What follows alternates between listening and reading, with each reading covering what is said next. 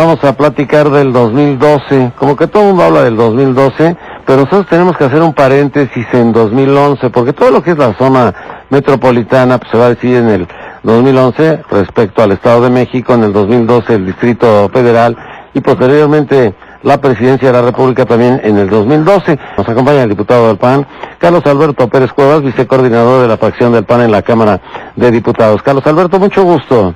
Buenos días, Nino. Sí, se empieza a generar ya una dinámica de trabajo, de acción, de enfilar las baterías hacia el proceso 2012. Aun cuando todavía en puerta tenemos que librar 12 elecciones el 4 de julio del 2010 y todavía algunas más en el 2011, entre ellas la del Estado de México, pues prácticamente todos los partidos políticos, los actores políticos más relevantes están enfilando ya fuerzas y baterías hacia el 2012. ¿Se están moviendo, se están placeando para que los conozcan? Hay de todo, cada dinámica es distinta en los diversos partidos políticos, pero por supuesto que los diversos actores se están moviendo, están teniendo presencia mediática, están teniendo presencia con las bases de los propios partidos, y algunos más están teniendo presencia social. Y hay sus asegúnes, hay algunos que están utilizando el cargo público y los recursos para mantenerse presente en las preferencias. El PRI favorito en el Estado de México 2011, el PRD favorito en el Distrito Federal en la Ciudad de México 2012, y en la Presidencia de la República, ¿de qué se habla? ¿También nuevamente del PRI? ¿Regresa el PRI a Los Pinos con Peña? Pues mira, pareciera que hay un ánimo ya triunfalista. De hecho, yo aprovecho para decirle a nuestros amigos del PRI que había que tomar un poquito de pasiflorina y tomar las cosas con calma, porque la soberbia es muy mala compañera. No dudamos que hay encuestas que dicen que el PRI va aventajado. De hecho, tienen un candidato desde hace ya muchos años que ha estado teniendo presencia mediática y que ha usado los recursos del Estado de México, y hay que decirlo porque así ha sido, aprovecha evento, aprovecha reunión, aprovecha actividad para promocionarse, siendo gobernador de la entidad. Aunque digan que no usa recursos, finalmente el hecho de usar ese espacio público le da esa pauta. Pero no se pueden echar campanas a vuelo, Habría, y lo digo con mucho respeto, en el proceso anterior ciertamente era una dinámica distinta, la problemática era diferente, el escenario político era muy distinto a lo que hoy sucede, pero había alguien que era indestructible y que ni una pluma le tocaban. Y eso yo creo que hace que las gentes y los partidos se pierdan. Carlos Alberto, ¿cómo ves? Yo he dicho, me faltó nada más decirle aquí a Héctor Guevara, porque para un análisis muy fuera de la realidad, habría que decirlo con respeto, del cual difiero totalmente. La realidad nacional en la cuestión de ya tener por lo menos una alternancia de poder es distinta a lo que se está viviendo en las entidades federativas. Y en las entidades federativas estamos viviendo un proceso de cooptación, de presión, de agandalle, dicen incluso algunos allá en los propios estados. ¿A poco en Mérida se dio? Sí, no. Uso de la policía estatal, uso de todos los recursos, la propia gobernadora como jefa de campaña saliendo a dirigir algunos temas, pero mira qué bueno que tocas el tema. Hay equidad de género en todo, en Yucatán. Así es, de ahí sí.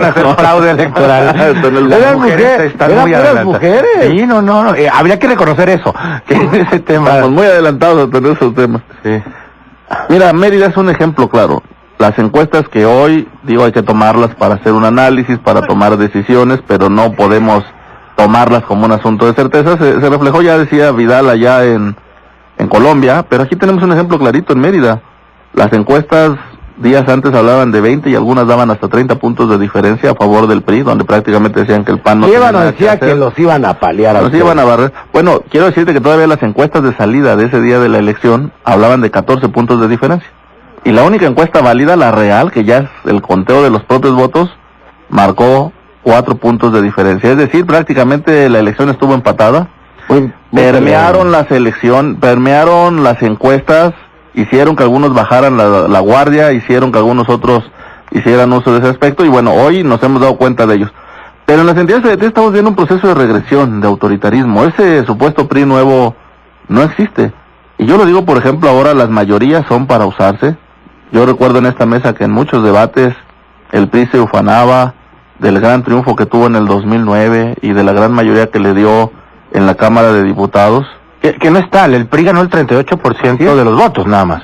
Y tuvo la votación histórica, bajaron los otros partidos, ¿no? Pero déjame decirte, Vidal, y déjame decirte, Nino, que finalmente lo que ellos lograron fue un gran número de diputados que por sí solo pudiesen hacer una muy buena cantidad de reformas para que este país pudiera salir adelante. Y por ejemplo, y hago un análisis de lo que está sucediendo. El gobernador Peña reúne a premios Nobel, a grandes académicos, a grandes intelectuales, para venirnos a decir, oh, gran sapiencia, que a este país le faltan reformas estructurales para salir adelante. Pero ¿por qué esperarse al 2012?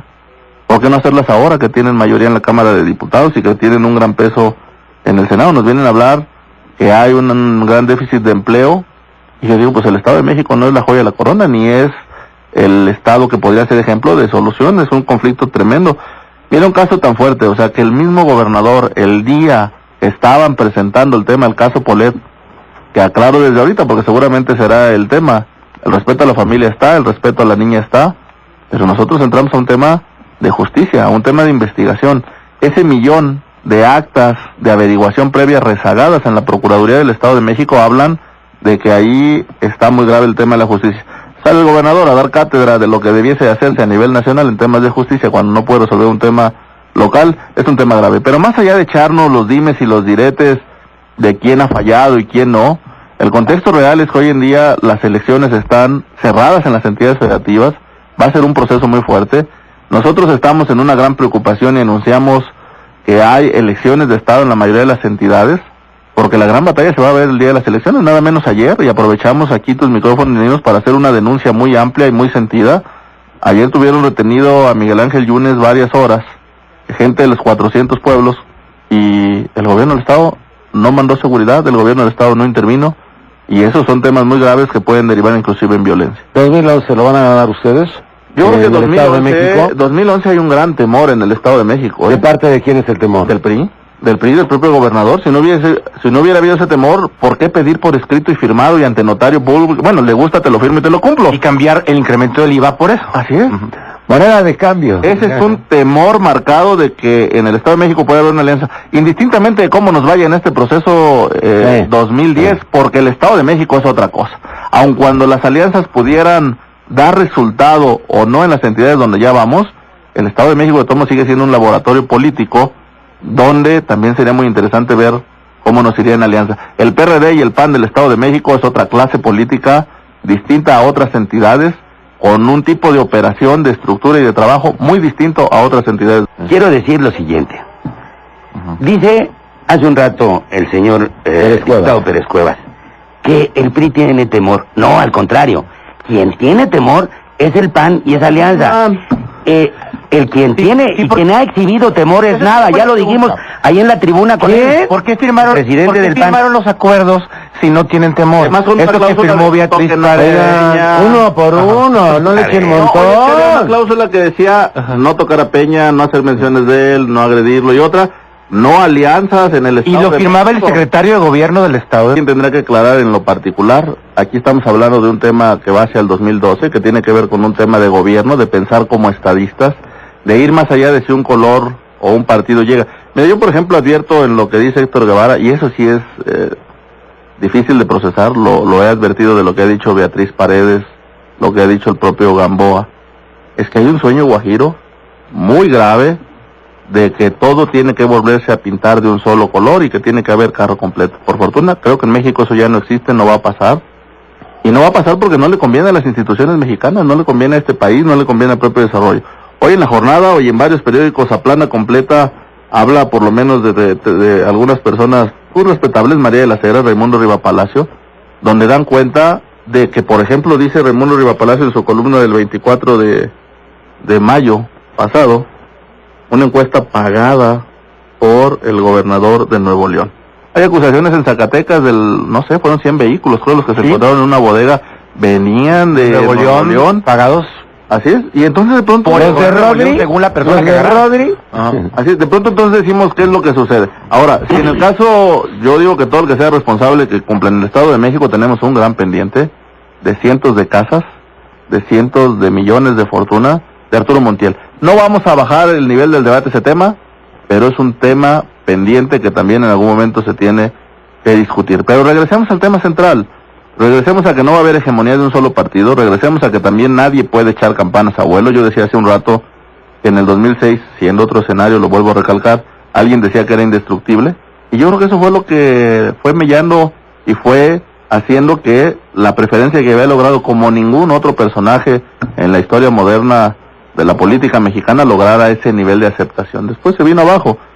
Ahora sucede lo mismo. La realidad es que ha habido desaciertos. Vuelvo a insistir, el caso Polet, ha habido temas como el tema de la influenza, donde quien ahora dice que ya será su candidato a la presidencia de la República, y yo luego a veces digo bromeando si San Manlio quiere, o si la propia Beatriz. Perdón, ¿si San qué?